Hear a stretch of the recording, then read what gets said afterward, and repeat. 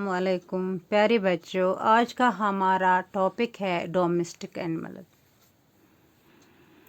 बच्चों तो पता दुनियास मज मुख्तलिफ कस्मन हंद एनिमल्स। यमो मज कह एनिमल्स यम घरन मज रोजान, कह एनिमल्स तुम यम जंगलन मज रोजान, फॉरेस्टन मज रोजान।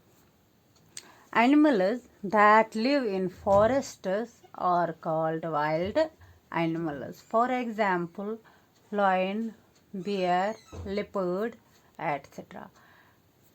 तुम animals यम हसा जंगलन मंज रोजान छ तुमन छ वना wild animals. यित पड़ जन lion छ, bear छ, leopard छ जंगलन मंज रोजान, उमन वनो अस wild animals. That animals which live in homes are called domestic animals. For example, cow, goat, sheep, hen, etc.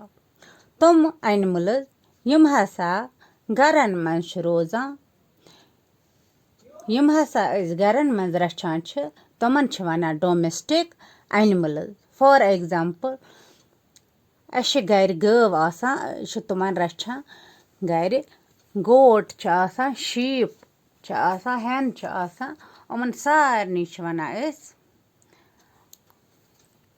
Domestic animals. Domestic animals यम छ असे मदद करान वारियाहन वतन.